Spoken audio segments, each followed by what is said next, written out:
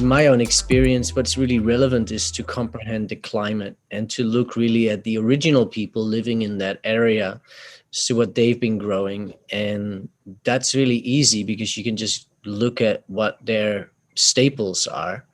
And so we're talking about beans and corn as the companion plants. It's just that they haven't really been that much focused on the kind of restoration or the regeneration of the ecology to a forested environment. And that's just from my limited knowing. Is because climatological zones and zoning is a reality. But it doesn't mean that you can't grow trees there, because you can just drive around and see which trees do grow and make a plant list. And that's really where things start if we want to start growing anything. Where I used to live close by, that is just, it's like you stick a seed in the ground and give it a bit of water, and off she goes.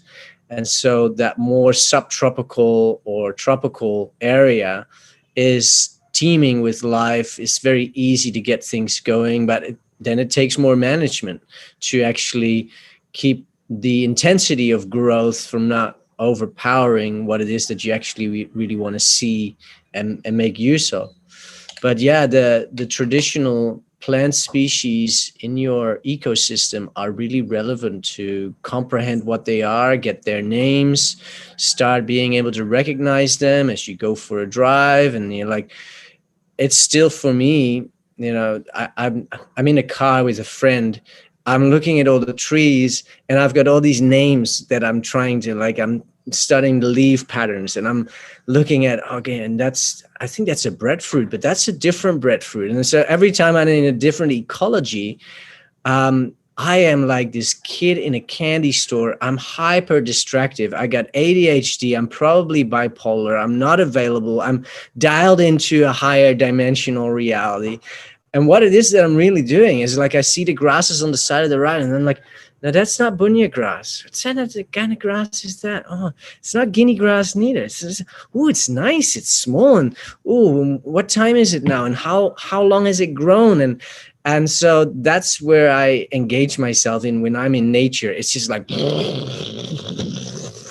because there's all these patterns, there's all these sequences, and there's all this succession that happens in nature that we can open up to.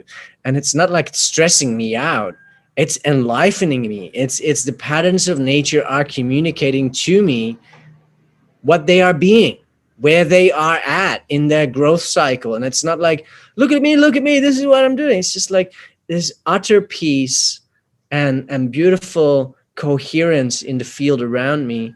And yet, as I put language to all of that, I find that there is a lot of information. I'm being informed because I'm willfully opening myself up to put words to what it is that I'm witnessing. And our language in that is very, very relevant, because without language, I can look at 100 different trees out in the distance and I'd have no idea what I'm looking at, just trees. And yet all of them have their own biological functions. They are in a shared community. They produce different seeds or fruits, or some of them are good for timber. Some are fast growers. Some are slow growers. Some are the hardwoods. Some of the really soft woods. And what can you use those for? What can you not use them for? And so what I have a tendency of doing is to study the patterns around me where I am in nature, learn those names of those plants, and get curious. And because that is information, that is living information that really allows us to feel more connection. You can walk through a park and have no idea either what type of grass you walk on, or what type of trees are there, or what type of little flower comes out at the base of the tree that just says, hi, googaloo. I love knowing the sound of those little plants, and then working out as I go online. It's like, oh my God, that is just totally a medicinal herb. And if I ever have whatever I may ever have, I could just go there and probably in that area find nature's medicine for my own cells. I see that there's a huge connection between where we live and the medicine that naturally is growing. It's just that I haven't put myself in the equation of being in the knowing, in the knowledge of what I can inform myself with, because it's just waiting there for me to inform myself with it. And so that's definitely one recommendation, is to make that list, start studying those lovely trees, and you know already some of them there. We all do. But to expand that knowledge base is for me a way to feel more present, to feel more belonging. And then that's just from a mental place.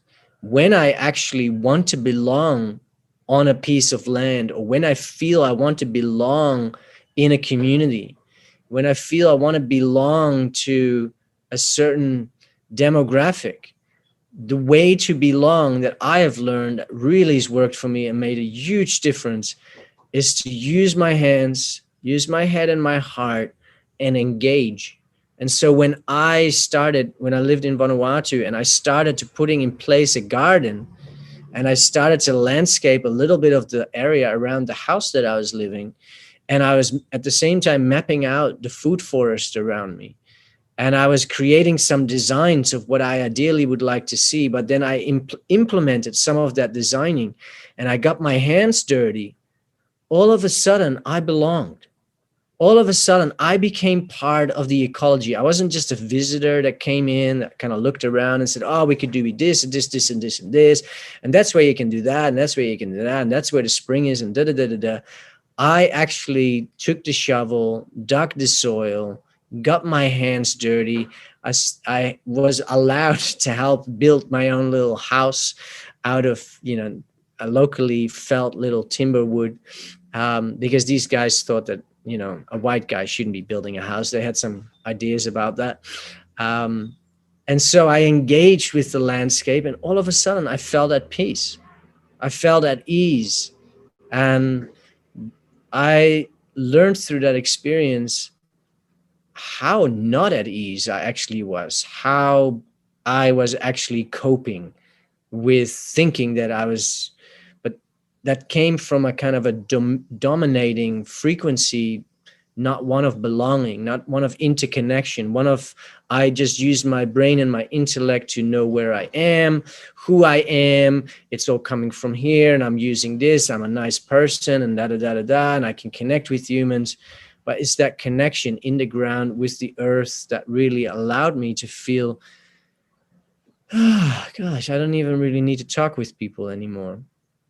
And that was a great insight. So it's that witnessing, and then it's the hands connection to the soil. I think it's very beautiful.